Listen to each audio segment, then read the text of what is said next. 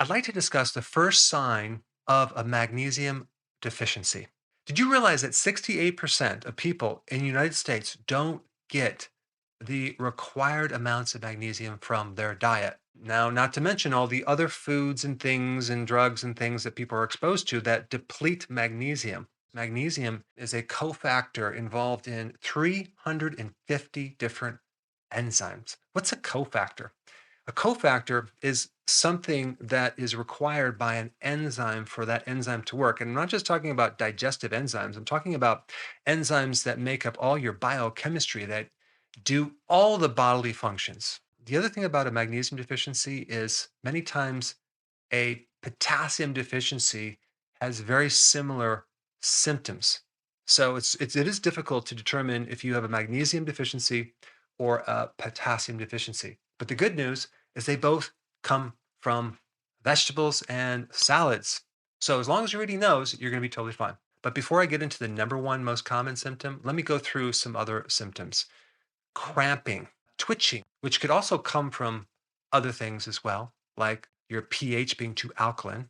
Arrhythmias, okay, of the heart. The heart starts skipping because of a lack of magnesium, mainly because magnesium works with calcium. Magnesium helps remove too much calcium from the cell, helping this overcontracted, vasoconstricted artery, lowering your blood pressure. Now, as far as your bone health, people think calcium to prevent osteoporosis, but magnesium is just as important. And osteomalacia, which is a vitamin D deficiency, which is softening of the bones in adults, like a child's version would be rickets, because magnesium is essential for vitamin D activation. You can't activate vitamin D without magnesium. Insulin resistance, and I've talked about this in many other videos, has a related magnesium deficiency usually. And this is why when you increase magnesium, you start to make insulin more sensitive and it starts to work. And of course, insomnia. If you don't have enough, you'll have a tendency to not being able to sleep. And also, low magnesium can raise cortisol. And of course, your mood is dependent on magnesium too. If you're deficient in magnesium, you may find that you're a bit on the depressed side. So, what is the number one symptom of a magnesium deficiency? It is fatigue. Now, so many people have fatigue, and maybe you right now are sitting right there and you're tired, right? A lot of people are tired. It could be as simple as not getting enough magnesium. And I do want to mention what foods to eat for magnesium because that's ultimately the best way to get your magnesium. But let me just dive into why people get tired because they don't have enough magnesium. Remember, I mentioned that magnesium is necessary for 350 different enzymes? Well, a lot of those enzymes are in the mitochondria, and specifically the creation of ATP. ATP is the energy currency that the body uses to power all the different functions. And magnesium powers something else that I talked about in other videos, the sodium potassium pumps. These are the little pumps in every single cell that power your muscles to work and your nervous system to work. That little pump creates the voltage because your cells are like batteries. Well, guess what? Magnesium provides the energy to allow for that pump to pump. So, this is why you might have cramps. There's just not enough power to allow that sodium potassium pump to work in the muscles, and things start shutting down and you cramp.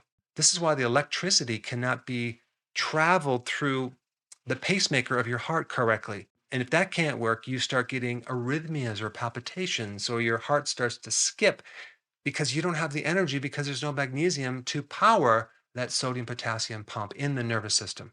Magnesium is also needed to make proteins, protein synthesis, also needed to make DNA and RNA, the building blocks of everything. Now, most people are deficient because they're just not eating enough of the right food to prevent this problem. And the food that will give you the most magnesium is leafy greens, vegetables, big salads. The cool thing, it will also give you the potassium. So when you eat foods, whether at a restaurant or at home, and you have this little side salad that's just like 1 cup, it's just not going to be enough.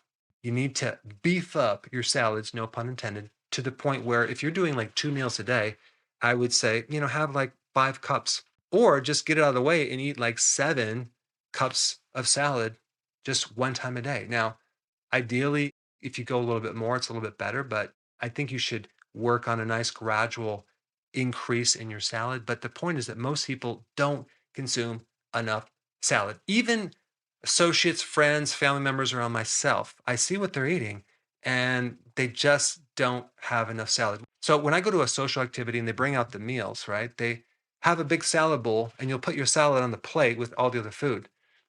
No, you need an extra bowl in addition to your plate to put that huge salad.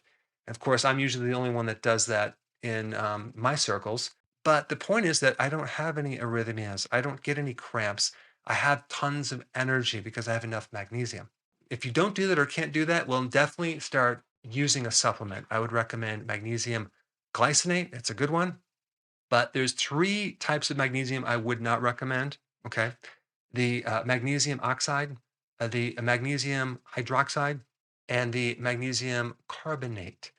Those might be okay, maybe as a laxative, but other than that, I wouldn't take them because they're not very absorbable. The other ways that people are deficient are they eat too many refined foods, especially fructose, which is in table sugar, it's in honey, it's in high fructose corn syrup, it's in a lot of other things as well. But fructose can deplete magnesium. Alcohol. And what is alcohol made from? Sugar. The more inflammation you have, the less magnesium you're going to have in your body. If you want to know a good biomarker on a blood test for a magnesium deficiency, look at something called C reactive protein. That's an inflammatory biomarker, and it usually means that you need more magnesium. Also, certain medications, like especially diuretics, can create a magnesium deficiency, as well as antibiotics. When you have this alteration in your microbiome, probably from a combination of several things, what happens is there's a certain thing that will start binding up and locking up a lot of the magnesium. And a lot of people start developing musculoskeletal issues like fibromyalgia, painful trigger points, a lot of muscular problems because you need magnesium for that normal relaxation phase of the contraction and relaxation cycle. Now, if you wanted a better visualization of how much salad you need to eat to get your magnesium, watch this video right here.